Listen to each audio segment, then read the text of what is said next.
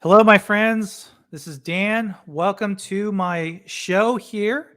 Today we have Mr. Foster Hilt. He is known for having interviewed what I consider the alleged Ben Godenzi, but we do have some proof that who he spoke to is actually Ben. But before we begin, let's just take a moment and thank Foster for being here, and maybe he can just tell us a little bit about himself. Hi, guys. Well, once again, Dan, thank you so much for having me on the stream. I know this is something that's progressed quite quickly in the community, and I know a lot of people have a lot of opinions on one side of the fence or the other. So I definitely want to get right into it. But first and foremost, my name is Foster. I'm 30 years old and I'm from Ottawa, Canada.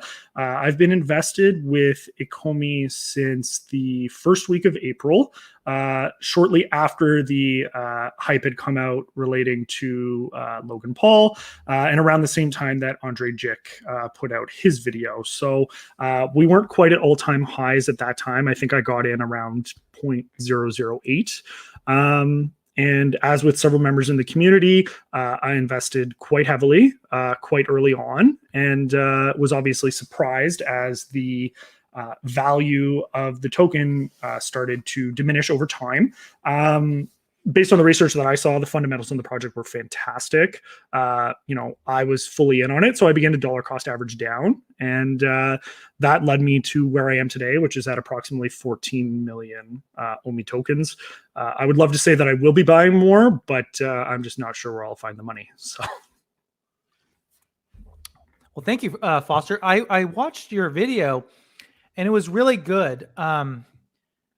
It was very good. And I think we have had one side where some of the YouTubers have talked about Ben, and it's good to have another side. And I think that's the purpose of this today. So let's just get rid of a lot of doubt. Some people don't believe you spoke to the real Ben Godenzi. So he's actually made a video for us. It's about a minute, 45 seconds long. We'll play it right now. Just wait to the end, and then we'll see what you guys think after that. So bear with me one second here.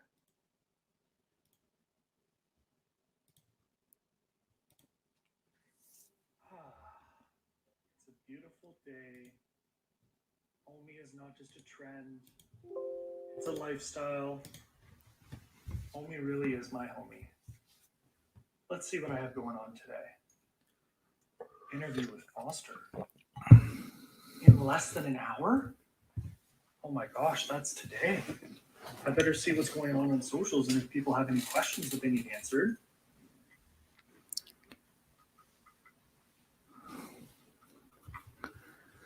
The real Ben is sitting on top of money, having a bourbon, with no idea of this taking place.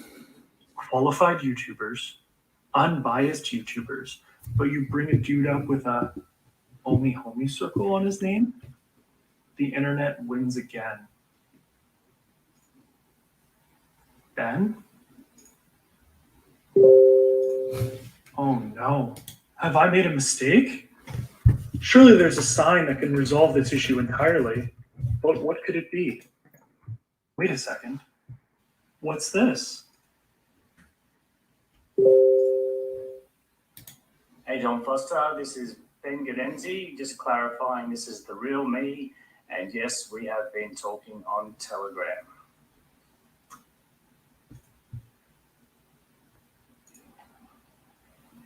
Boom, bam, bop, bada bop, boom, pow.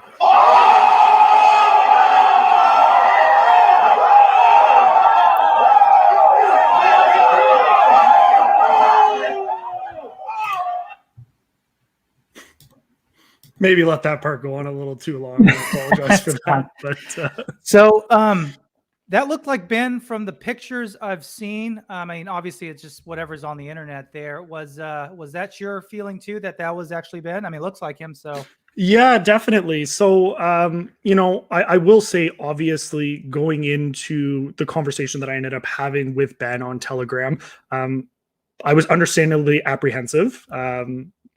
We've recently seen issues in the community of people being accused of pretending to be someone that they're not. And so it was easy to, have concerns about whether he was who he says he was. So, made that little video at the beginning. He was kind enough to send me that video in Telegram to obviously confirm that he is who he says he is. And I just kind of want to reiterate, like, that video was made kind of in line with, your channel's flair for, uplifting and kind of poking fun at certain things in the community. Alpha, Poor Man, Cavell, not meant to, make fun or slander anyone. That's just kind of, we wanted to establish that, when we're referencing the messages and comments that, we're reading in the Telegram, or I can confirm that Ben is actually going to be with us today and will be answering questions from the community. It's just to establish and give some credibility as to the fact that he is who he says he is. So, okay. So let's kind of get into the interview portion. We talked a little bit.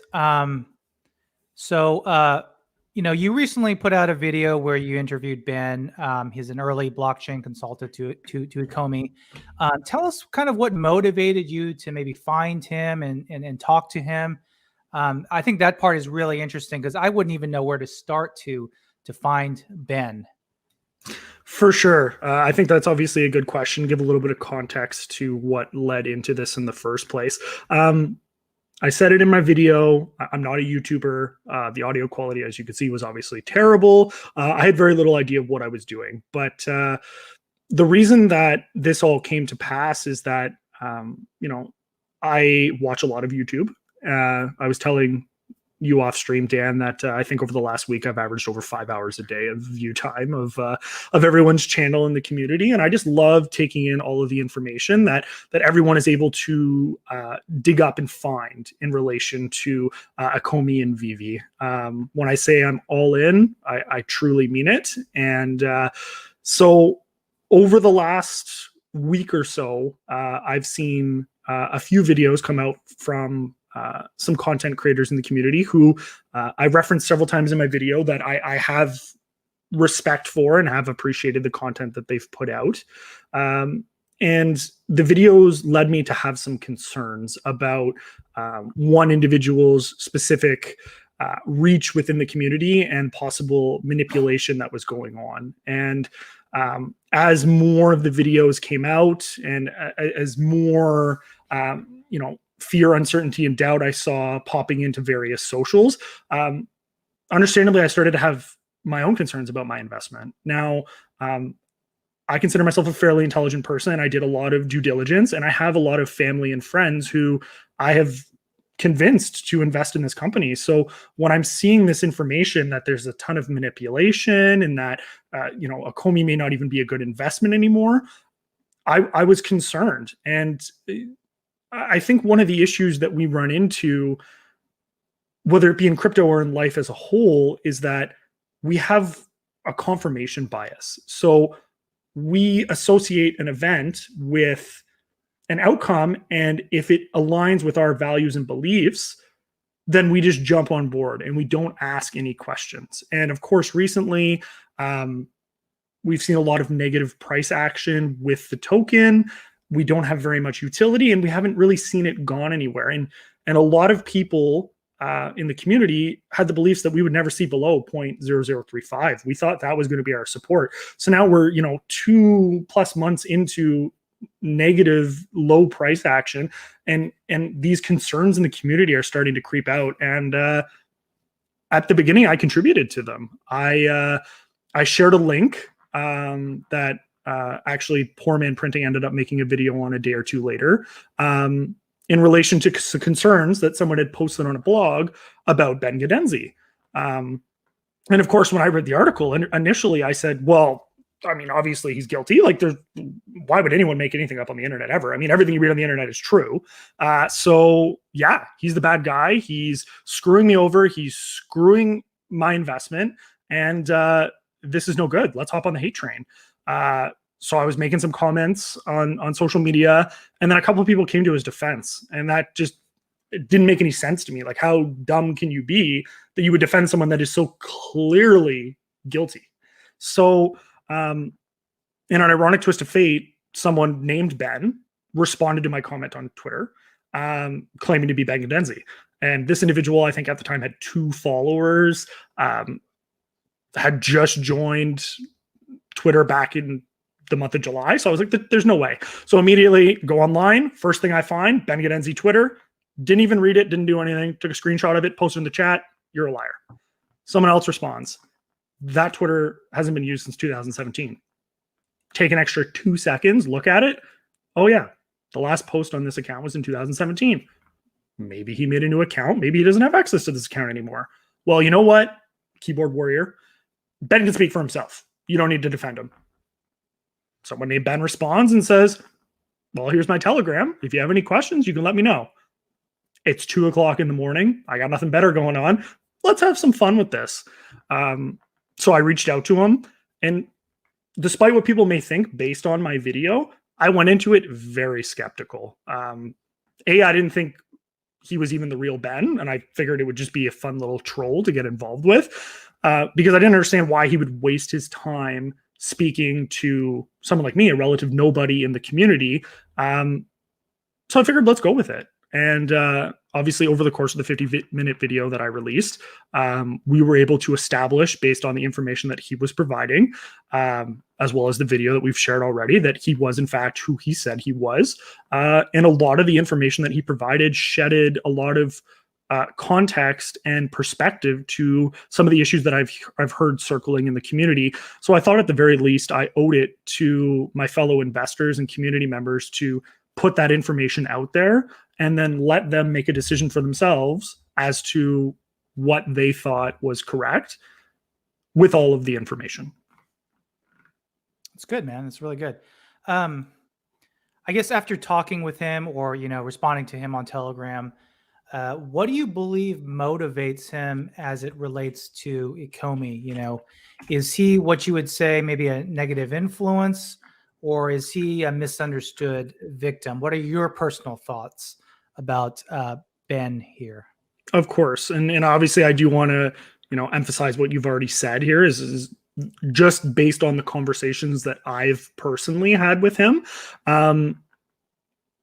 I went in a skeptic, and like I said in my video, I didn't necessarily come out a believer, but he made a lot of very interesting points. And I'm a firm believer of, the most obvious answer and straightforward answer is usually the right one. So when I'm asking him, these questions, why did you leave Ecomi? Like, everyone is saying that, you screwed the team over. The team wanted to have nothing to do with you.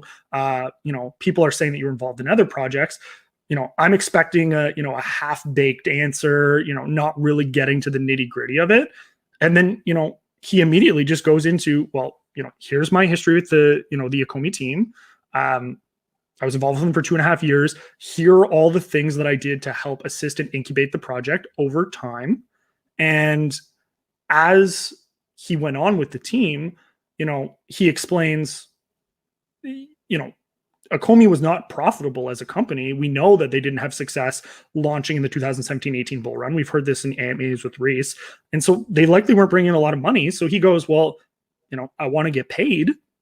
I've been working for your company. I've been giving you consulting and I deserve the money. And he's not getting paid. So then he sues Ecomi because he wants his money. They settle the lawsuit. We know this, it's public record. And Benn ends up parting ways by his account, amicably with the company. And then he's even gone on to say, I'm willing to reach out, make a joint statement with Ecomi, to dispel some of these concerns in the community. And, I have nothing to hide as far as Ecomi goes. So I mentioned it in my video, obviously there's other projects that Benn has been alleged to be involved in. His involvement in them, could speak to his character, but at the end of the day, I'm invested in Ecomi and I care about Ecomi. And based on everything that he said to me, I do believe that he cares about the community. And as an investor, it is in his best interest, as it is with everyone else's best interest, for the project to be successful. That's good. That's good answer there.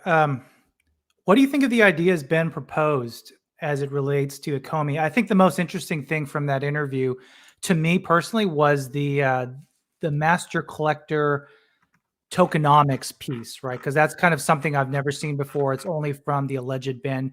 And Poor Man Printing did a video on that, and I thought that was the most interesting thing about his video.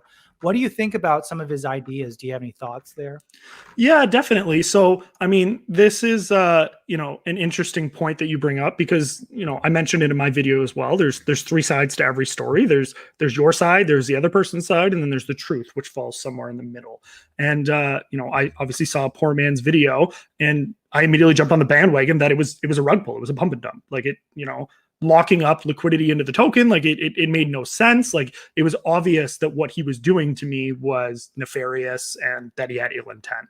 So then when I had the opportunity to speak to him on Telegram and ask him these questions, sorry guys, if I'm looking in the background, Ben is responding to some of these. So we're just doing our best to kind of keep him in the loop with obviously everything. And at the same time, not trying to speak too much on his behalf, but based on my understanding of what he's explained to me. So just going back up here in the Telegram, based on, some of the things that he described to me based on the Master Collector program. And I have to say at first, I was convinced that it made absolutely no sense. But the more that he explained the program to me, adding utility to the token, which is something that's missing right now, is what will ensure that this coin is not a rug pull.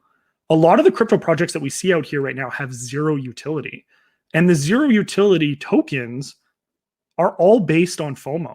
They're all based on, I get in before you, I pump up a project, I sell you the world, I have no working model, I have nothing of interest, but I was able to pull out before you did, because everyone else invested. And we see that in crypto all the time. We see pump and dumps. I mean, Titan most recently, even Mark Cuban, who's a very intelligent investor, lost a ton of money. It went from $54 to 6 decimal places in the matter of 24 hours. So these things happen. So how do we prevent these things from happening? And it's the token utility. So, when he references the Master Collector program, he brings up some very interesting points as it pertains to token utility. So we already know that OMI to NFT will be coming on the secondary market at some point, or at least Akomi has indicated that it's something that they're investigating and should be coming.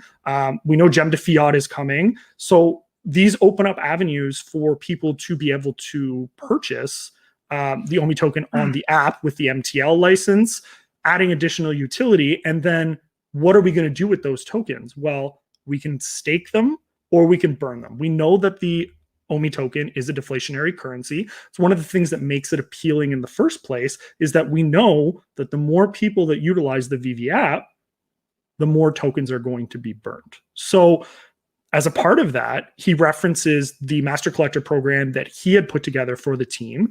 And as a part of that, to achieve the top level Master Collector program, which would be Master Collector 10, you would either have to burn 10,000 US dollars worth of OMI, meaning, you've paid your entry fee into the amusement park. You're not getting that money back, but now you can stay and play. Or you can stake 50,000 US dollars worth of OMI. And at that point, you've earned a temporary pass to come check things out. You'll get all the same benefits as if you had burned the token. But if you choose to unstake those tokens, you lose all of the benefits that you had as a part of the Master Collector program. So in effect, the utility encourages people to lock up their liquidity in the form of staking their tokens or burning their tokens. And conceivably, if we are locking up our tokens, there is less circulating supply, and less circulating supply means a higher valued token. On the flip side, what we've heard from, videos that have come out is, well, this encourages a rug pull or a pump and dump, because now we've all locked up our liquidity and now the price is so much higher, but now all the whales can just pull out their funds and the token will be worth absolutely nothing. That was my thought initially as well. But Ben, and I actually think it's probably more important to read it, so I'm going to try and find it, because he mentions, so he basically says, If the token model is done right, it incentivizes them to hold longer, and smart whales don't want to dump the price, especially if there's a model that will keep the value growing.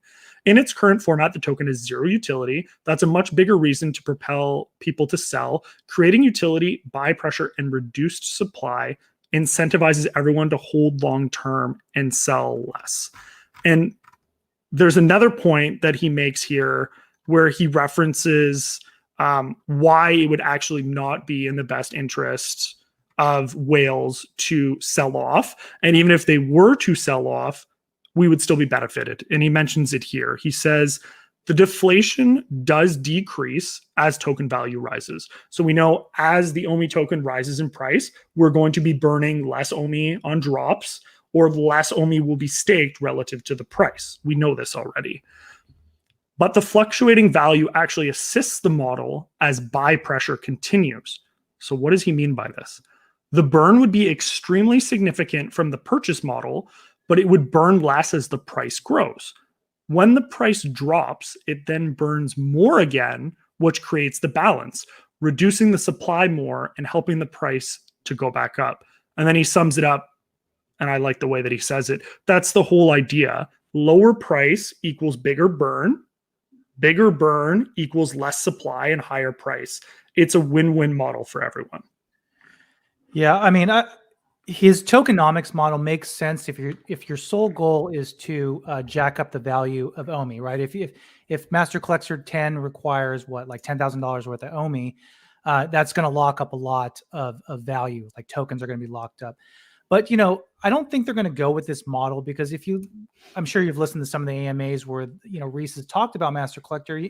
They want it to be available to the masses. They don't want just some rich dude dropping 10K on OMI and getting these benefits. They want to have some sort of app usage that also contributes to Master Collector. So, on one hand, I would love that model because it would ensure that our tokens are very valuable. But long term, that's not good for a business, a mass market company that wants to be released to the masses, right? No one's going to drop $10,000 just to have some fringe benefits on, an app. But I did want to take a community question here, and it's from Cavell Anderson. And it's actually something I have thought that I don't know if maybe, anyways, let's just see what his question is here. Have you all seen Reese's response to Benn? He literally said he should be in prison. I'm unsure how you still managed to fall for, the Benn BS after seeing Reese himself speak. So on your interview, it did say that Benn left on pretty amicable terms. And from what I have seen from the team, their responses and the AMAs, it doesn't seem like they hold that sentiment. So that's one reason I'm a little skeptical of Benn's view. Do you have any thoughts on that? Or if Benn wants to answer, I'm more than welcome to take his answer to this as well. For sure. And I mean, I think that that's something that I would obviously defer to Benn directly. I mean, I don't want to speak on his behalf or for that matter on Reese's behalf, right? Like this is, two third parties that have their own personal opinions for one reason or another.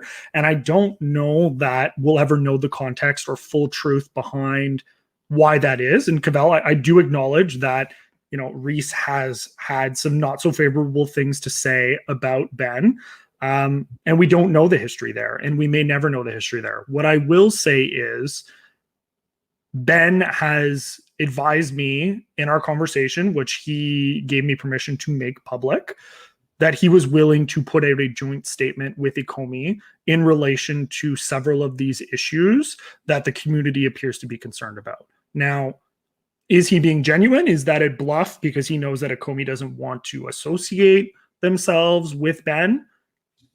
Possibly. I mean, I will never know for sure. I'm not in Benn's head, and I can't speak to the business tensions of Ecomi. But what I will say is that on more than one occasion, Benn has explicitly indicated that he wants Ecomi as a company to succeed because he is an investor. And he even referenced at one point in our conversation that as a part of his contract, he had vesting for the tokens that he would be entitled to as a part of his contract. So I never got the clarification from Benn, but it is conceivable that he still has tokens as a part of the unlocks that he's waiting to have come out. So is it in his best interest as an investor to continue to see the downward momentum and pressure come out in relation to the token? Maybe. He indicated to me that he's currently not actively purchasing the OMI token. He did say that he did purchase the Marvel News because he thought it was very bullish for the community. But Cavell, you're right. Reese has made some comments in relation to Benn and whether they had interpersonal issues that Reese may have just been speaking to, or whether there is some merit or something to that story. We will only know if Reese elaborates or if Benn is willing to speak to it. So I've seen Ben's response here, and I asked him, did you leave on amicable terms, and what were the terms? So he says that we cannot legally discuss the terms, yet it was amicable, and we have at times remained in communication. That's what he says, at least. Yeah. So like I said, at the end of the day, I mean, unless we want to get Reese on here, maybe he has a comment that he'd like to say to the contrary. And I think that is what this conversation is mostly about. And that's what I want to reiterate to people when I made the video based on the conversation that I had with Benn is I'm not trying to win anyone over and make everyone Ben's best friend. At the end of the day, I've never met the guy before. Before 2 days ago, I had never had the conversation with him. And on a personal level, I could care less if I ever actually meet him or not.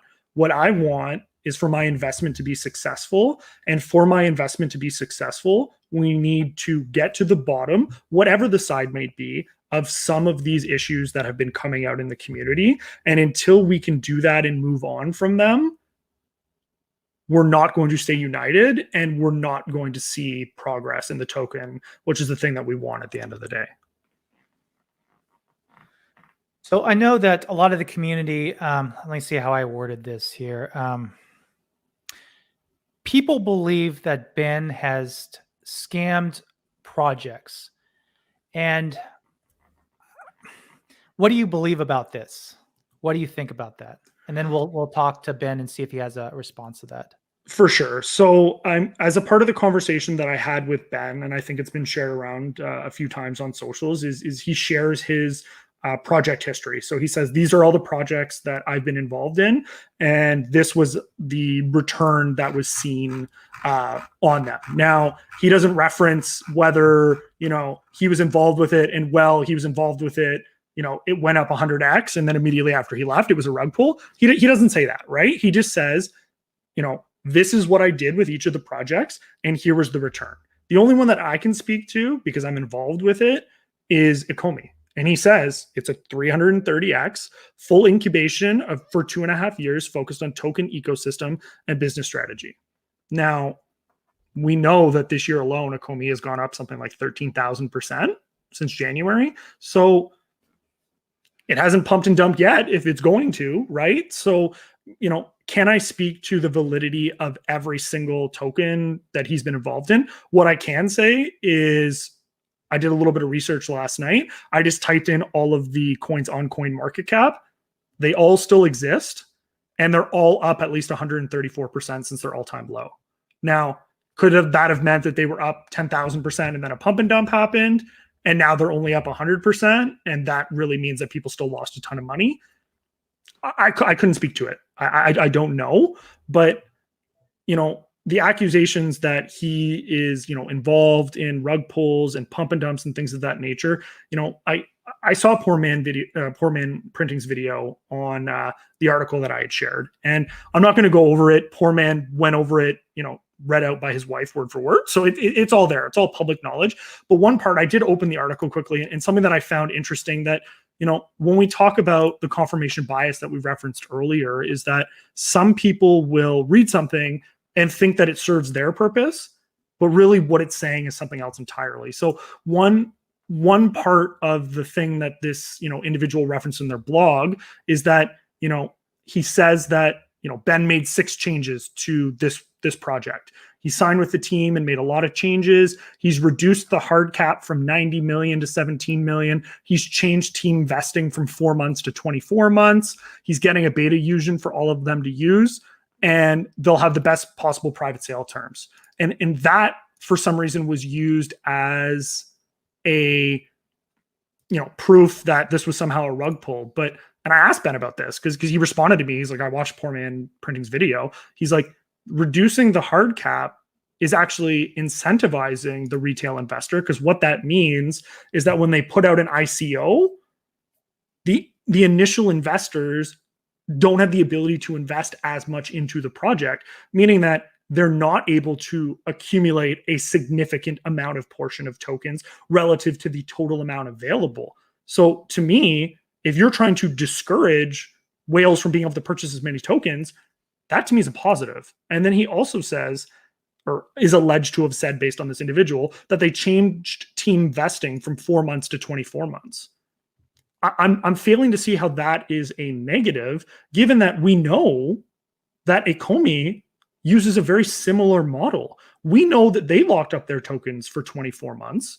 And then we know that these tokens are being released quarterly over a 12-month period. Now, we know that based on Ben's own admission, he was the primary individual involved with creating the tokenomic model for Ecomi. So if he was trying to promote a rug pull, why would he have put in 2 years vesting for the tokens to be unlocked and then not allowed the team to have all of their tokens at once and spread them out over a year? Basically, in my opinion anyways, forcing the team to continue to have to work and put value into the tokens that they're going to be receiving. That to me, and of course everyone's going to have their own opinion, but it's just about a shift in perspective. Like, the words are out there, but what are they really saying? So Ben would like to say, ask people, how is lowering a hard cap and extending vesting a bad thing? Also, I extended my own vesting with Ecomi token longer than the original contract. Let's get me on this video, make it easier. Okay. Let me, I think this would be the best, because I think that quickly this interview is kind of going out of control, which is fun. It's fun, but let's see if we can get him on here, guys. I know you guys really want to see him so he can defend himself. Sending him the link. Let's see what happens. And in the meantime, let's kind of give him time to get kind of situated here. Let's clear the air. How much OMI does Ben have? Maybe we can kind of save that question if he would like to answer that here in a second. One second.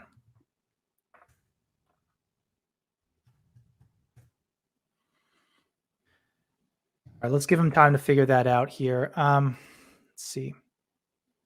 So, what have you learned from this experience? Interviewing him. I know it's only been about a day or so. Talking to people on Twitter. What have you learned from talking to Ben and posting your video? Yeah, definitely. What I will say is thank you to everyone who was willing to hear out the video. I know the microphone quality was pretty atrocious. Like I said, I'm not a YouTuber. I don't make YouTube content.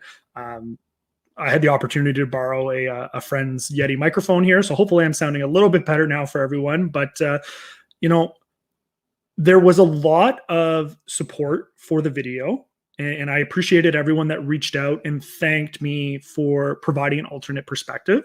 And then, of course, there was a lot of people who had their opinions and still believed that, Ben was not legitimate. And then there was the other side of people who, had little to no interest of hearing it out. So I just want to say quickly, because I see that Ben has joined, thank you to everyone that at least took the time to view the video. And at the end of the day, the intention of it was simply to provide the information from Ben's side and let people with all of the information make an informed and educated decision. It wasn't to sway anyone to one side or the other. It was simply just another perspective.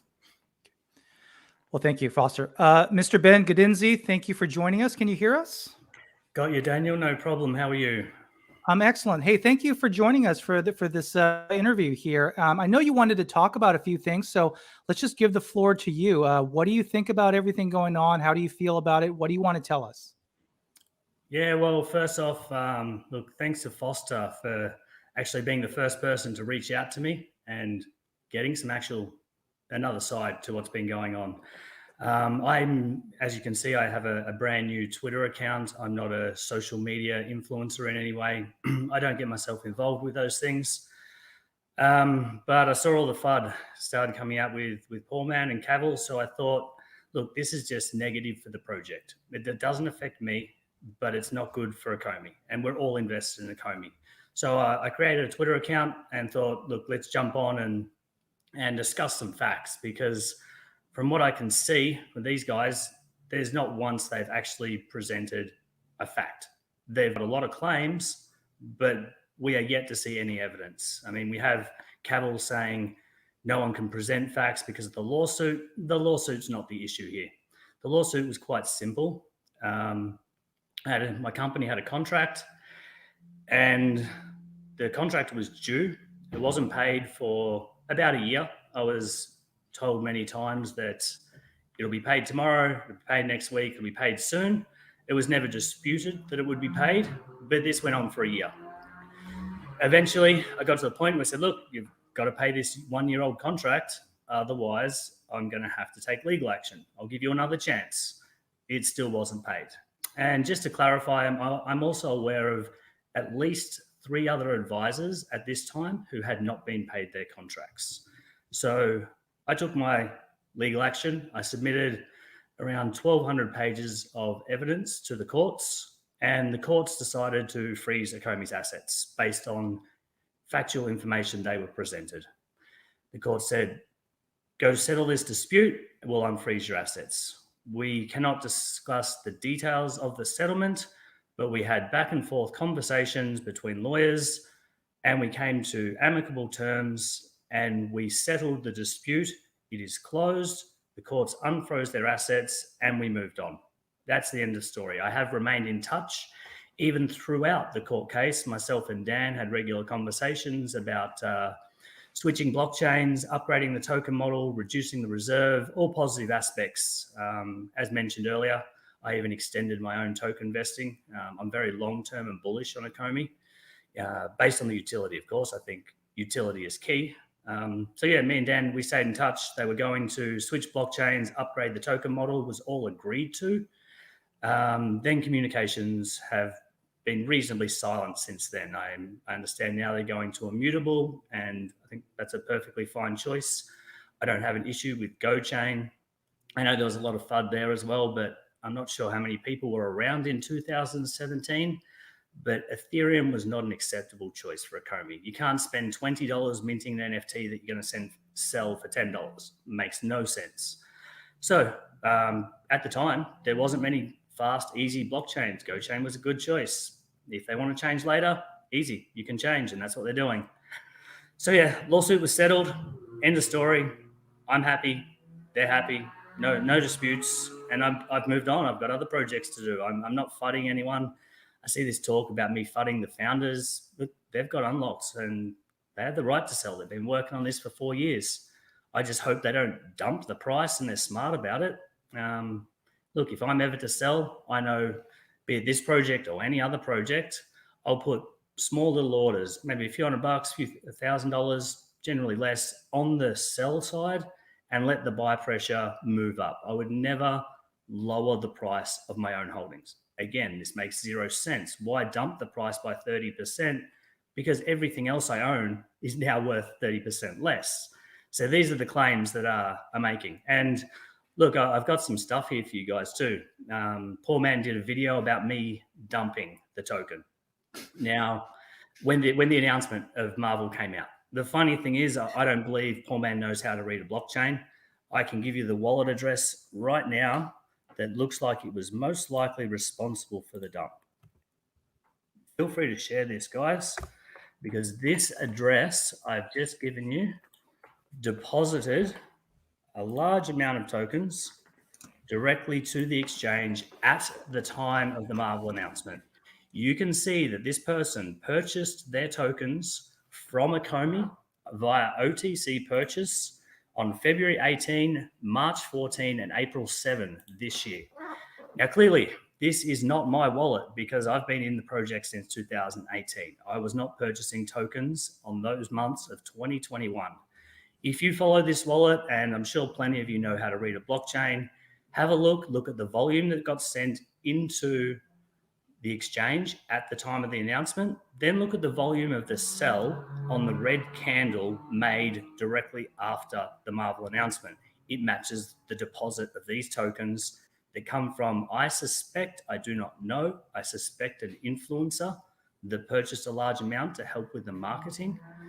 And the blockchain doesn't lie. It's right there. So the other thing I'm going to share with you right now, give me a second. Do you have a link or like a picture or something? We're kind of limited on StreamYard's functionality. What would you like me to share at the moment? Sorry. Maybe it's just a picture of your wallet address that you were just talking about. I sent it to you in the chat. Okay. Oh, sorry. Wrong person. No, I sent it to the wrong person.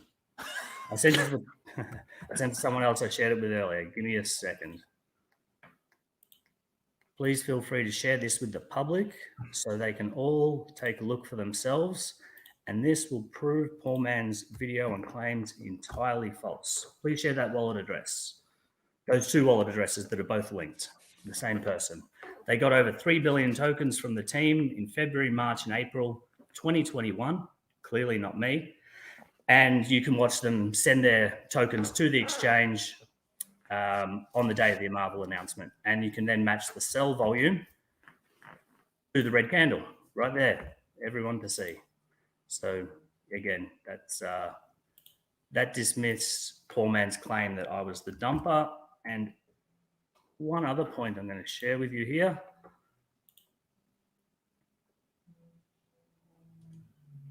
I'm going to give you a screenshot of my exchange account, if I can find it, because I actually had a buy order in during the Marvel announcement. I thought this was great news. Look, I've been under NDA for a long time. I knew it was coming. I wouldn't want to sell it.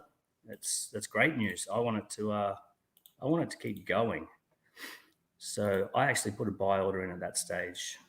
Yeah, give me a second. I'll show you a screenshot of my exchange account. I'll just take this opportunity to ask a very brief question. I'm sure the community wants to know this, but are you bullish on OMI? Very bullish on OMI? Look, that's I've always been extremely bullish on the project. That's why I incubated it through the entire bear market. I got a lot of flack from people for backing Akomi so heavily. And look, honestly, I told them this is going to be the biggest and best project you've ever seen if they do it right. Copped a lot of it during the bear market, but I stood by my guns. I said NFTs are what could take us mainstream, but the key is branding. And Alfred Kahn, to me, was the key behind Akomi. His history is phenomenal. I've met him in person. He's and this was the go, built with a good token model. I really always saw this as a top 10 project. The sky's the limit if you build the token model correctly and you have utility. And I believe if they were to use the utility that we designed, then absolutely, I still think it's a top 10 project. The Master Collector program is very important, as discussed. But Daniel, as you mentioned, there's also the interactivity, the collectibles, all that. That's all part of the program. I'm only talking the token side. They go hand in hand together. But this screenshot you just shared, that's my exchange account. Check the dates, check the time. The actual red candle that poor man claims is me dumping, I have a buy order. That red candle sold through my buy order for $10,000. It wasn't me. Poor man, that's why I bet you 10 Bitcoin you couldn't prove yourself, because I can prove myself wrong. That's it. People make up their own mind, but let's talk facts, evidence, because I haven't seen any of it from anyone. You know, one thing that they say is, there is a lot of negative articles about you on the internet, people talking about it on Reddit. And from my experience, personal experience here, if there's stuff out there, there's a reason for it. Maybe it's, someone making something up, or maybe there's some truth to it. How would you answer allegations that you have destroyed projects in the past? Give me 1 second. Look, there's not a single project that people can reference where I've done that. Let's take a look at STK. That article poor man again was going over. It makes no sense. I reduced the hard cap of the project from 90 million to 17 million and I extended the team vesting. I helped the team with their metrics for the project for about a month in 2017. Everyone got their tokens. The project went 10x initially. I moved on. Everyone had their tokens, and the hard cap had been reduced and the vesting had been extended. Anyone who thinks that's a bad thing and wrecking a project, they don't know what they're talking about. The project sat at 3 to 6x for a number of months. Anyone could have pulled their money out if they wanted to. I didn't. I held my money for a long time in SDK, and I moved on to other projects. And look, there was a bear market that hit early 18. I'm not sure how many of you were around for that, but Ethereum went down nearly 95%. Bitcoin went down. The entire market went down. I saw poor man post up a chart about the Aeon project. Yeah, I worked with Aeon, and everybody that got involved in Aeon did very well. It went 100x, and it held that for quite some time. And I don't think anyone ever went under the ICO price. I was there for 2 months, 100x. That's not a bad thing. And again, you look at that chart compared to the Ethereum chart, the market killed all of us. It was unfortunate. I'm sorry, if you're going to blame me for what the market tanking 90%, come on, let's be realistic. I don't think anyone really, and I definitely don't, they don't really understand what you do. And I've looked at kind of some of your web pages and things like that, what's available publicly. What do you actually do for these companies? Are you designing the mathematical tokenomics? Are you doing something more technical? What have you done for these projects and Ecomi in general? Yeah, look, it varies project to project, and depending on what they name. My primary focus is building a token ecosystem that generally has utility. We know 99% of projects don't have them. And as time goes by, the markets change and things change. But the key with Ecomi was to build utility into that token. The end goal was to have the number of users. As that grows, it proportionally increases the demand for the token that gets used. I always believed and always been very vocal. I think Ecomi is what takes crypto mainstream. So let's do it right. There was thousands of hours of mathematical formulas based on buybacks, burns. We did case studies on other companies that did it, what worked, what didn't work. I consulted a number of other experts. I don't believe there is many in the space, but I consulted the ones I believe in. People reviewed the projects, the token systems, the burns, adjustments were made. So done over a long period of time, and everybody, myself, the team, and all the experts involved, everyone came to a consensus on how we do this. That's the idea, is bring utility and bring mainstream adoption. That's what I'm after. So I just want to jump in quickly, Ben. I think you're answering a lot of questions that the community have, and I think something that probably didn't get as much coverage that you answered in my video that I think might be beneficial in you reiterating. I mean, obviously you've already indicated that you're very bullish on Ecomi and the OMI token. One of the interesting things that you mentioned to me when we were speaking privately is that with the added utility of the MTL license and the move over blockchains, it opens up the opportunity for a token burn, and you referenced the reserve wallet, and I asked you 770 billion, what was the logic behind that? I think it might be beneficial for you to just briefly reiterate to people, like, why was that specific number settled on? Why were there so many tokens in the reserve wallet? And then what do you anticipate, assuming that the utility is rolled out as you created it? Where do you see the project going in the short term and then even the long term? Yeah, sure. Let's quickly touch on the model that was designed. And again, as I mentioned, markets change all the time. So the models need to be upgraded and adjusted to suit conditions. We set a very low price on the Ecomi token. We were trying something new, which was the idea of a 1 sat per token. The idea was if we only paired to Bitcoin on the exchange, it wouldn't drop below 1 sat. Now, there was no downside to trying this, because if it didn't work, it's just like any other token. But there was a potential upside. So that's a calculated risk. If there is no downside and there is a potential upside, I take that risk every time. It started as one sat on the exchange, and then the exchange added a USDT pair, and the price fell lower. So be it. That would have happened if we started with a USDT or ETH pair anyway. No loss. It also made for a very easy and consistent sale. When I restructured the token model for Ecomi, I removed bonuses. I'm not a fan of bonuses. I'm not a fan of VCs. I'm not a fan of discounts. We made every investor in the project on an equal price, myself included. I bought into the project. I wasn't just an advisor that got some tokens.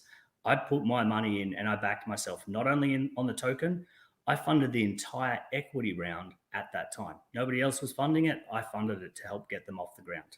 So I put my money where my mouth is, and everybody got the same price token as I did. One sat was one token. One Bitcoin was 100 million tokens.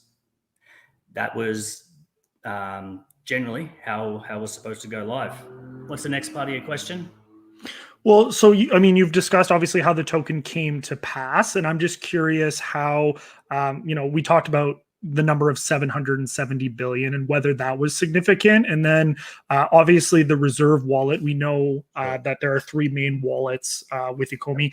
The reserve wallet obviously holds a significant portions of tokens that may never enter the circulating supply, but still possibly need to be dealt with in order to assist in buybacks coming out of the circulating supply. So let's touch on the numbers there. The 750 billion matched up with, I think it would be a 7,500 fully diluted Bitcoin raise at the time. Easy math to work with and easy to give everybody the same price. There was absolutely a psychological play between having a very low token price. People can look at a token that's $500 and they think it's too expensive versus a token that's a cent that's a bargain. Now that 1 cent token may have 10 times the market cap of the other one. So a lot of people don't understand market caps and things like that. I mean, we saw these $50 claims on OMI that would make OMI $35 trillion according to poor man's math. 35 trillion is the size of the US and China GDP combined, or larger than the world's 100 top companies.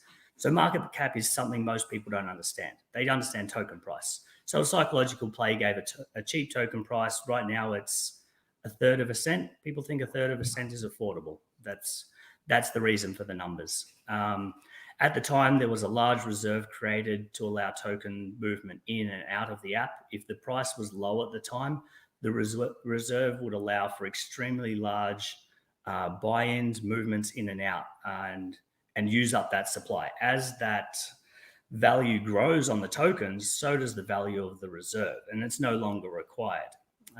During our discussions mid-lawsuit with upgrades to the token model, myself and Dan went over ways to adjust this and possibly remove the reserve. I suggested a model that at the time, I will say, was agreed to. I do not know the current status. There was a model that adjusted so the reserve would only need to sit at about 1 or 2% and still function exactly the same. It was agreed to then that the entire remaining reserve could be removed, reducing the total number of tokens in circulation.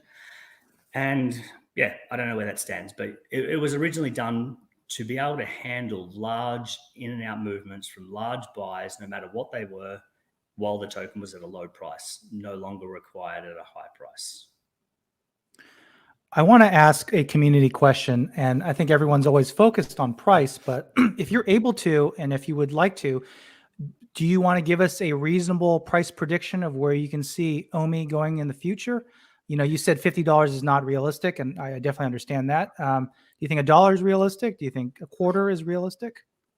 Yeah, look, again, we obviously need to be, I'm not a YouTuber or a social person, but of course there's not financial advice here, and it's just my own opinion. I'll give my opinion based on the token utility that I designed and the master collector side of the program that has the token utility within it. If these were all implemented, along with what the amazing work the team is doing, it's mind-blowing what they've done, in my opinion. You combine these two together, and I've always said, look, it's hard to put a price on it, but I think it's a top 10 project. I really do. It's a 10, 15, potentially 20 billion or more. It's realistic. If They've got the brands, they've got the users. Now add the right token utility and make sure those users link to that token utility and that demand. And that's where I see it going under the right circumstances. Without token utility, I can't comment because I don't think any projects have value without utility. They become speculative. I don't invest in speculation. I invest in utility. More users, more tokens are required, more value for everybody. That's what I back. That makes sense. Now, Dan and I, shortly before you hopped on the stream, I'm sure you may have been listening, but I was just wondering if you had any thoughts on. We were discussing the Master Collector program that you had outlined to me, and Dan and I have our own opinions, but $10,000 to buy into the top tier of the Master Collector program, and then $50,000 to stake temporarily. For mainstream adoption of an application that you essentially use on your phone, do you consider, because the tokenomic model was designed based on those numbers being utilized in order to add value to the token, do you have anything that you'd like to comment on in relation to that number? I know you made a comment to me in the Telegram based on your opinions, but is there anything that you'd like to share about whether you think people would be willing to, stake or burn, give away $10,000 just so that they have access to this collector program on an app? Yeah, absolutely. Again, I do not know if this model is going ahead. This was my suggestion. Let's look at other projects out there for various staking levels. There's a lot of projects you can get into. If you want a master node, and I consider this to be the equivalent, you've got to have $100,000, $200,000 to be staking and get yourself a node, $1 million on some of the bigger projects. These numbers could also be adjusted. They're a baseline. I think a $10,000 for a top level master collector that's getting you early access. Now let's have a look at what's happening when people are getting ultra rare NFTs and the returns they're getting. I can guarantee you there's a ton of people who are gonna, I'd do it. I'd throw $10,000 of OMI straight away to be first in line. No problem. Now, if we had just 5,000 people out of the several 100,000 users doing master collector level 10, just 10, not even the rest, and just buying it for 10,000, that is $50 million worth of buy and burn pressure. Now, if anyone here has done research and studies on how effective buy and burns are for ecosystems, we've done a lot of research papers on these. You look at a conservative 30-to-1 buyback burn to market cap value. So let's say a project buyback and burn like Binance does $100 million. Conservatively, you can 30x that 100 million on an annual basis to get their market cap. On an average basis across projects that do this, you're looking at a 70 to 100x market cap. So a $50 million burn, even at an extra at a $50 million buy burn at a factor of 40, which is very undervalued, would put the total market cap circulating at around $2 billion. And this is based on math and factual research. I think $10,000 is affordable for a lot of people, but it also includes a lot of hard work has gone into the project from Dan and David into the interactivity on the project. Collect your sets, like posts, interact, show photos, and I think that's critical. And look, that's just the top level. People might get Master Collector level 2 for $2,000, for example, or they might stake $5,000 of OMI. There's always tiers to these things. And some of what I saw with Dan was great. Collect this many sets, you get this many reward points. It's about integrating all of it to include the mainstream and include the utility of the token. Increase the buy pressure, reduce the supply, and then increase your users. It's a mathematical formula. It's factual. You can't argue with formulas that are fact. And look, as for the claims about people, I think Cavill's video was, this is all designed for everyone to lock up their tokens and I can dump. Well, the genius behind the model is it's designed to accept dumping as a positive aspect. If somebody dumps all their tokens, then it lowers the price of the token. When the price of the token is lowered, it then burns more. It reduces the supply more drastically, and therefore reverses the trend and automatically sends it back up. You go to your all-time high, and again with less tokens, and you continue moving. Next whale comes along, does a huge dump because the burning slowed down when it gets higher. Whale number 3 comes along, does a massive dump. Great. Guess what? More tokens are being burnt. The supply is being reduced. This reverses the trend. It's an anti-dumping strategy. It takes the advantages of the dump. It takes advantage of that low price, and it uses it to the investors and the holders' advantage, reversing the trend. So it's the complete opposite of what Cavill has been claiming. That these statements have no logic behind them, no sense, no math. Look, if you guys think otherwise, let's discuss it. Show me where I'm wrong. Show some facts, show some evidence. I'm open to discuss. You reference whale manipulation as it being almost a positive catalyst for additional. Well, it's not positive. Well, not positive, but it will enable additional. Yeah, additional token burn, I should say. And so, we had some conversations as well. What are your? I mean, you've obviously been willing to share the wallet address of at least one individual that you believe is responsible for the red candle when the Marvel news came out. What are your opinions on whale wallets and the amount of tokens that people are holding, and what would you like to see those individuals be doing moving forward in order to not hurt the growth of the project? Yeah, sure thing, mate. Look, take a look at the top 100 wallets. There is a lot of OMI whales. They're like hundreds of millions, billions of tokens. There is a lot of these wallets. Who they are, I have no idea. I know a few people, don't get me wrong, but there's a lot of them out there. And as for what I believe is related to that dump on the exchange, that's not a fact because I don't have their exchange account. I'm saying the blockchain shows a deposit to the exchange at the time of the Marvel announcement, and the red candle, volume on the red candle matches that deposit. If it actually happened, who knows? Someone else could have been there. Look, there's obviously, in my opinion, a lot of stupid whales out there as well. Why dump the value of your own bags? People need to be sensible. Let the buy pressure continue. Let the upward movement go. Sure, everyone has to take a profit. We all buy a token with the hope that in the future we'll be able to sell it for a higher price. And my advice is to those people that have a lot of these tokens and could damage the market, don't damage your own bags and don't damage everybody else's. Put little orders, not these $20, $30, $50,000 sell orders. That's a wall that stops the upward trajectory. That doesn't help me. It doesn't help you. It doesn't help anybody. Now, if you go in and you put an order of 500 on the sell side, 1,000 here, 200 there, put a heap of them, but just don't back them all up, then the upward trajectory can continue. You can liquidate and exit, which everybody, me, the founders, every investor has that right to liquidate. Just be smart about it. Don't take away the liquidity by selling into the book. It doesn't help any of us. It doesn't help me. It doesn't help you. It doesn't help themselves. So look, the red candle people, they're complete idiots in my opinion. It makes zero logical sense to lower the value of your own investment. Put some little orders on the book, take some profits, no problem. Everyone is going to do it in every single project. That is why we buy a token, so we can sell it for a higher price. That's life. Just be smart about it, be reasonable, think of yourself, think of the team, think of every other investor.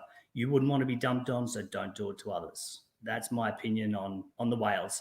And there is a shitload of whales in OMI. Just look at all the wallets. So there's a lot of them. There was an AMA a couple months ago where Reese made a comment saying something along the lines of, we don't need 50 years worth of tokens. And I'm not sure how much you can actually speak to this, but do you think that Akomi could get rid of some tokens if they so desired? What are your thoughts on the current token supply? Yeah, so that's what I referenced earlier. The tokens are based on market cap. It might have a 50-year supply now, but when it was a very low token price, it had a limited lifespan. So the idea was to allow large movements in and out as the project grew. As I mentioned, I have previously discussed with Dan during the lawsuit period of options on how to adjust the model, an upgraded model. As I said, markets change, and a solution was presented to remove all of that reserve bar about 1 or 2%. It could just be burned, and it was suggested to do that with a move to a new blockchain. I think it's a great thing. Get rid of it. If you use the upgraded model that we all went over, got reviewed by multiple people, it works perfectly well. The buy pressure, the burns, the reducing of circulating supply, all included, and the upgrades don't require that large reserve. It can be removed. But this is going to be a Comey's choice. It was previously discussed. I'm not the one who makes that final decision and goes live with that movement. It can be done, though, technically, no problem. I think it's a good thing. Some of the audience wants to bring Cavell on, and I want to, just as a courtesy, I want to ask you, are you willing to maybe talk to Cavell, or is this something you don't want to do at this time? Look, we can try. I'll ask you if it's belligerent or anything like that. Let's not do that. Yeah. But let's keep logic, civil, and facts, please. Okay. If it's not professional, we'll kick him off. So I'll work on getting him on. And maybe just as while we're working on that, what are you working on now, Mr. Godenzi? Given the amount of FUD that's going around, I don't feel like these people coming and attacking those projects, they're doing very well. Got a number of things. I very much keep myself in the background, get to work, and great success. It's going good, but I'm not going to be naming any of those projects. That's fair. We respect and understand that. I guess another kind of question we can use to fill a little bit of time here is, I know you're probably under NDA for a bunch of the things that you became, aware of when it came to the roadmap of a Comey, and I'm not even sure if the VV-verse was a thing when you were there. Is there anything that you maybe are allowed to speak to, or that you would like to speak to about something that you're looking forward to, with not necessarily the price action of the token, but the actual application, the actual VV app, the VV-verse? Is there anything that, you're looking forward to just as an investor that you see coming for this project? Yeah, sure. Look, all the announcements that you've seen, the VV-verse, all these things, a lot of that information I was privileged to for several years. I knew what was coming, and part of the reason I was back in the project, they're doing a great job. I love the app. I use the app, and most of what I previously knew is now public. I don't think I know anything else that's new. But look, I'm super excited about seeing these brands doing the co-marketing. To me, that's what the adoption's all about. Like, that was always my big thing. Like, I don't give a crap about crypto punks or crypto kitties. I'm sure they'll blow up and then they'll go to zero, in my opinion. I've always said brands are the key. Alfred Kahn was the key to this project, and they've done it. They've nailed it. These brands are kicking ass, and I want to see VV NFTs in the hands of all these fans that aren't in crypto. Let's go and link the token on the back end and have millions of people using OMI. It's without even having to know it. The potential is amazing. Yeah, the genius of the way that the token model has been set up is pretty fantastic. I love the concept of onboarding non-native crypto users, and once the VV application goes mainstream, which with the Rogers and Cohen and all of their marketing partners, and then Marvel directly making posts, being involved in Comic-Con events and things like that.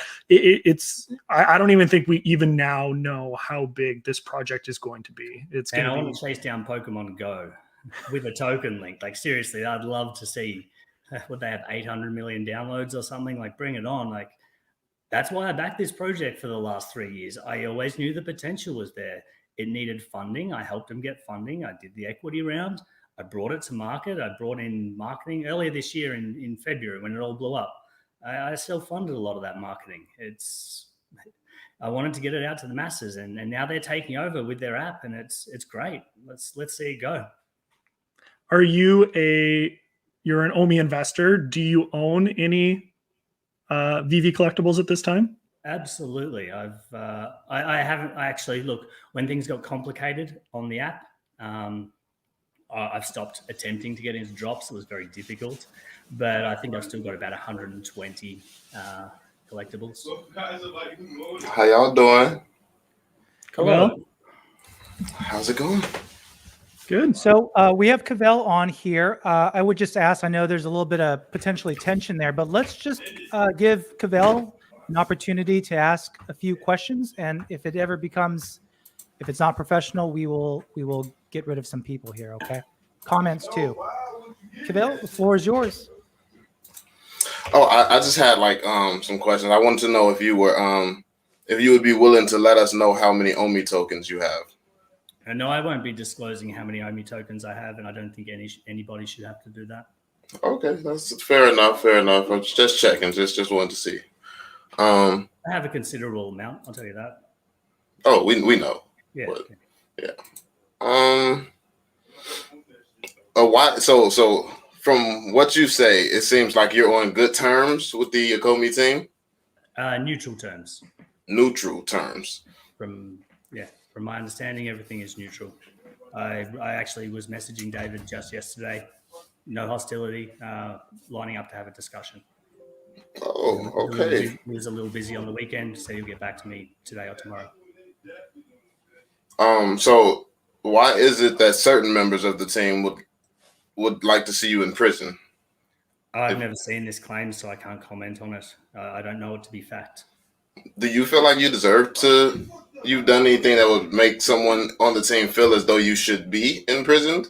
Nothing I can think of, and I've seen no evidence of anything that would result in such a claim. Nothing at all. So everything that you've done for this project has just been perfect. Like you didn't do anything wrong. Like you're the only incident that this has ever happened with Woody Comey ever, and you did everything perfectly, right? Careful, Cavell. I never said I did everything perfectly. I said we worked together quite amicably for 2.5 years. As you know, there was a lawsuit because I wasn't paid, and that was settled.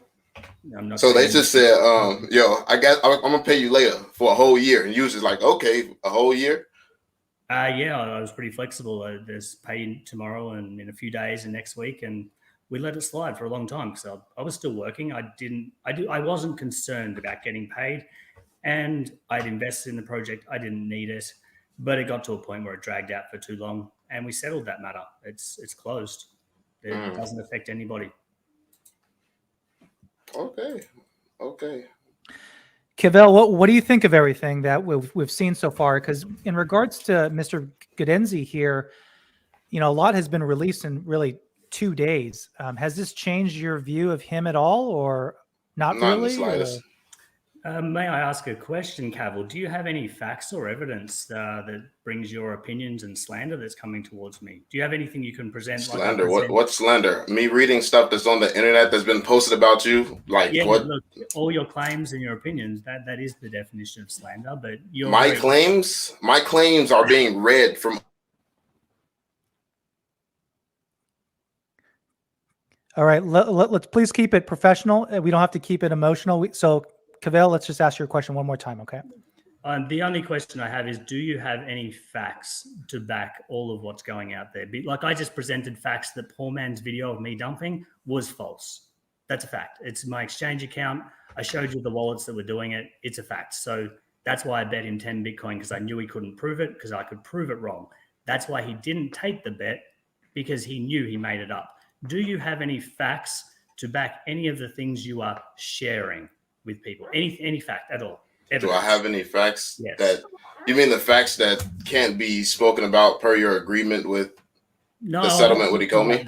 No, I'm not talking about the settlement. That's a non-issue. We had a contract dispute and we settled the contract dispute. Yet you still can. Terms of that settlement was that certain things cannot be disclosed. The only thing that can't be disclosed is the terms of the settlement, which is the dispute was settled, but that's irrelevant to all the FUD that's going out there. The dispute was settled. It's really not. It speaks to your character. What was the situation that took place? Why were you not paid? Why were you the only one that we have heard something like this with when it comes to Ecomi? There was at least 3 other advisors that weren't paid, and as I mentioned, where were their lawsuits at? They were going to. I know 2 of them were going to bring them up, and they end up getting paid. I don't know what happened to the others. So look, there was never any evidence submitted to the court or to myself as to why I wasn't paid. I didn't question it.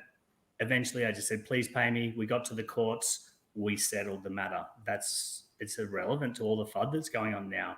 I showed you I'm not dumping. I got the contracts and the dispute was settled. I have no problems.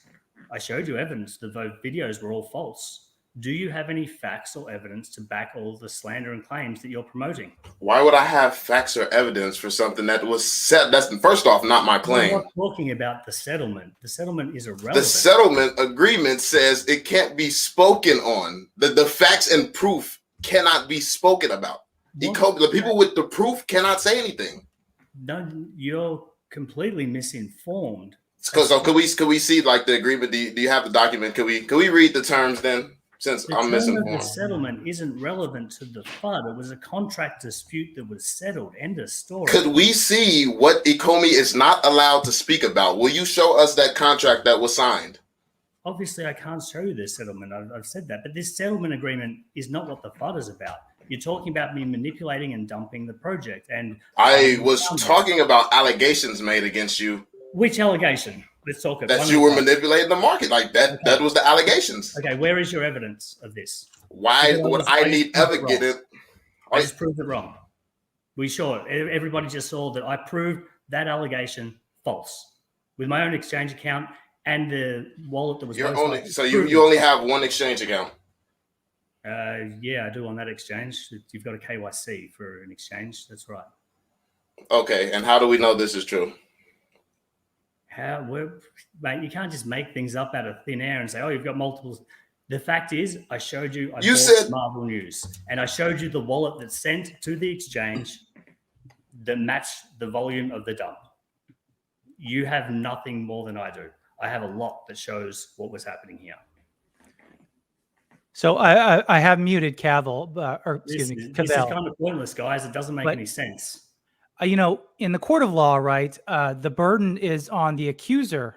So, I mean, we haven't really seen a whole lot of solid information. We have seen a lot of circumstantial. I think Benn has shown some evidence. I don't think he has any more. So, Cavell, do you have one last question? Maybe we can have we can switch topics here and maybe talk about one other question if you have one. No, it's pointless. He's just going to talk in circles. Okay. All right. Well, I can talk facts whenever you like. Sorry, guys. I just want to interject here for a second. I just want to get some clarification, because once again, like, you know, Cavell, 100%. I don't know if you got a chance to look at my video or not. I know I had asked you and Poor Man to take a look at it a few times. I don't know if you ever got around to taking a look at it and actually seeing the entire context of the conversation that Ben and I were able to have on Telegram. But at the end of the day, I think what this boils down to is the reason that I started all of this was my concern about content creators who, quite frankly, I respect, and I reference that in my video, putting out information. And at the end of the day, whether correct or not was never my intention. It's the fact that this is being put out and is now the focus of what everyone in the community is dealing on. We're not focusing on, the exciting news of, possibly Spider-Man or something being announced. No one knows. The VV team did all this, effort to release this on socials. And I feel like, at least in my world, in my socials, this has taken up all of it. The videos, the views that I'm seeing going out are all about, Ben did this to the community, Ben did that to the community, and, don't invest in Ecomi because Ben did this. And at the end of the day, who said that? Poor Man Printing in his last video actually made an exact point to state that Ecomi right now is not a good investment because of the manipulation that Ben has done. And at the end of the day, like I said, I'm not here to point fingers. I'm not here to place blame on anyone. At the end of the day, I want to have a civil discourse, and I appreciate that you were willing to come on, Cavell, and you were willing to come on, Ben, so that we could all have this conversation. At the end of the day, the important thing is let's give the community the information and let them make their own decisions. The fact is, no one with proof against this guy can speak on it. So all he has to say is, I have a little bit of proof. Where's your proof? If anybody says anything that will incriminate him, he'll know what lawsuit was broken, and he'll have ammo to go after whoever. That's not true, Cavell. We're talking about manipulation here, and our lawsuit was not related to manipulation. Really? Yeah. This makes no sense. You're making this about manipulation. These claims you're talking about has come from Poor Man. I just showed you it wasn't me. So what are you even talking about? You talk in circles. When I make one point, you go back to the one point that you say that you have brought evidence out about. You're just going back to what you feel like you can prove, and you're avoiding what you can't. Well, I can't prove things that didn't happen, obviously. You haven't proven anything at all. You've just made a claim. You know, I have said many times, no one is going to be able to prove anything against you. So Yet the allegation, why do these allegations exist? Why are there so many allegations? Everybody just wakes up one day like, yo, let's screw over Ben. That's what everybody does. Which allegation? Okay. We can have a simple conversation with a level-headed person that talks logic and fact.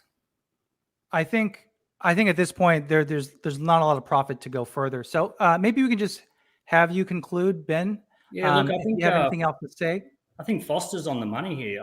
I wasn't involved in the community and social media. These videos started popping up. I just created a new Twitter account to clarify that this information was wrong. It was bad for Akomi. The only reason I came out was because these guys were damaging everybody's investment by making these claims without evidence. I wanted to say, hey, look, people, have a look at the actual information, decide for yourself, and hopefully it'll go away. I have no need to stay in the community and argue with people. I just want everyone to be logical about their thoughts. It's taking away from the positivity. VV's, like I said, it's a kick-ass project. We don't need this negativity. What have you got there? There's plenty of people after him. Projects, I'm sure Khan will get him in the end. Okay, well, maybe that's something Reese can take up with me. He's got a problem with me. Not too sure what that's referencing. But yes, well done. What's that one? Have you interacted with Reese before? I mean, just what projects you see his name attached to? Industry squeeze out bags of shit like him. Okay, well, I guess thanks for that, Cavill. That's actually slander from Akomi. So good to see we've got a record of all that. Unfortunate that he would say such things without any information to back it up. We can't actually read it. It's blurry. So we're just going to conclude the stream here. Mr. Godenzi, do you have anything else to add? And at all? No, just look, I hope the FUD can dissipate. There's no need. I want VV to continue, Akomi to continue. Hopefully they get some good utility, whether it be my version or an adjusted version. As long as that utility comes into the token, I think the project will kick ass. We need to leave all this behind us. It's not relevant. All right. Well, thank you, Foster Hilt. Thank you, Mr. Godenzi. I appreciate you joining the stream. Guys, I'll leave some information on the description about things that Ben went over. And I guess I'll see you guys in the next one. Thank you all. I appreciate it. Thanks for having me, Daniel and Foster. Cheers. Cheers.